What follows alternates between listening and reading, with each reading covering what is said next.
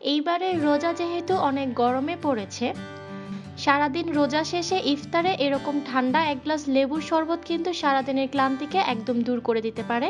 সংরক্ষণ পদ্ধতি সহ 3টা ভিন্ন স্বাদের লেবু শরবতের রেসিপি নিয়ে চলে এলাম, তো চলুন দেখে নিই। এইখানে আমি বড় সাইজের 4টা লেবু নিয়েছি। এখন একটি ছুরি দিয়ে এগুলাকে এভাবে কেটে নিব। লেবু থেকে জুসটা বের করার জন্য এখানে আমি এটা ইউজ করছি, তবে আপনারা আপনাদের সুবিধা অনুযায়ী যে কোনো ভাবে এর থেকে জুসটা আলাদা করতে পারেন। সবগুলো লেবু থেকে আমি রসটা বের করে নিয়েছি। এখন এটাকে আমি ছেঁকে নিব। লেবুর রসটা ছেঁকে নিয়েছি। লেবুর স্বাদটা ব্যালেন্স করার জন্য এখানে আমি 1/4 কাপের মতো দিয়ে দিচ্ছি নরমাল পানি। এখন দেখিয়ে দিব এই লেবুর রসটাকে কিভাবে আপনারা অনেক দিন পর্যন্ত সংরক্ষণ করে রাখতে পারেন। আমি এখানে 2টা আইস কিউবের বক্স নিয়েছি। আপনারা আপনাদের পছন্দ অনুযায়ী যে কোনো ছোট পাত্রে এইভাবে এটাকে সেট করে নিতে পারেন। লেবুর রসটাকে আমি এইভাবে দিয়ে দিচ্ছি। লেবুর রসটা দেওয়া হয়ে গেলে এই বক্সগুলোকে প্লাস্টিক র্যাপার বা অন্য যে কোনো কিছু দিয়ে ঢেকে ডিপ ফ্রিজে রেখে দিতে হবে। এটাকে আমি এখন ডিপ ফ্রিজে রেখে সেট করে নেব। লেবুর রসগুলো সেট হয়ে গিয়েছে, আপনারা দেখতেই পাচ্ছেন। আর এইভাবে খুব সুন্দর করে এটা কিউব হয়ে গিয়েছে। আর এইভাবেই আপনারা লেবুর রসটাকে অনেক দিন পর্যন্ত ডিপ ফ্রিজে রেখে সংরক্ষণ করতে পারেন। যখন প্রয়োজন তখন এইভাবে একটা একটা করে কিউব আপনারা ব্যবহার করতে পারেন। এখন আমি 3টা ভিন্ন ধরনের লেবুর শরবত বানিয়ে দেখাচ্ছি। প্রথমে আমি বানিয়ে দেখাবো জিঞ্জার লেমনেড। একটি গ্লাসে আমি প্রথমে 1.5 টেবিল চামচ দিয়ে দিচ্ছি লেবুর রস, সেই সাথে আদার রস দিয়ে দিচ্ছি 1 চা চামচ, চিনি দিয়ে দিচ্ছি 2 চা চামচ, তবে চিনিটা আপনাদের স্বাদ অনুযায়ী কম বেশি করে দিতে পারেন। বিট লবণ দিয়ে দিলাম খুবই সামান্য পরিমাণ।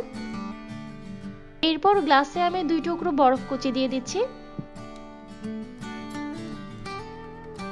এখন 250 ml এর মতো পানি অ্যাড করে দিলাম। একটি চামচ দিয়ে খুব ভালো করে সবকিছুকে মিশিয়ে নিব।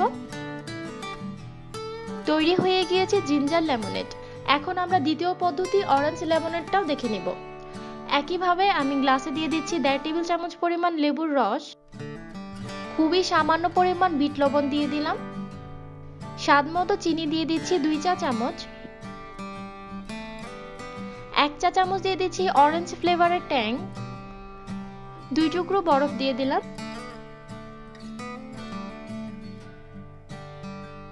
পানি দিয়ে দিচ্ছি 250 ml। সবকিছুকে খুব ভালো করে মিশিয়ে নিলেই তৈরি হয়ে যাবে অরেঞ্জ লেমনেড।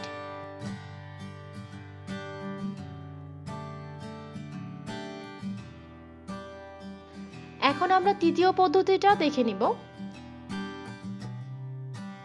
একইভাবে গ্লাসে আমি 1.5 টেবিল চামচ পরিমাণ দিয়ে দিলাম লেবুর রস। এখানে আমি 1/2 চা চামচ তোকমা নিয়ে নিচ্ছি। এই তোকমাটা কয়েক মিনিট পানিতে ভিজিয়ে রাখলেই কিন্তু একদম ফুলে ডাবল হয়ে যাবে, আর এটা শরীরের জন্য অনেক বেশি উপকারী। স্বাদ মতো 2 চামচ চিনি দিয়ে দিলাম। 2 টুকরো বরফ দিয়ে 250 ml পানি দিয়ে দিচ্ছি। খুব ভালো করে সবকিছুকে একটু মিশিয়ে নিব। আর এই তোকমা দানাটা অল্প কিছুক্ষণের মধ্যেই সুন্দর করে অ্যাক্টিভ হয়ে যাবে। সারাদিন রোজা রেখে ইফতারে রিফ্রেশিং এই লেবুর শরবতগুলা কিন্তু একদম চাঙ্গা করে দিবে।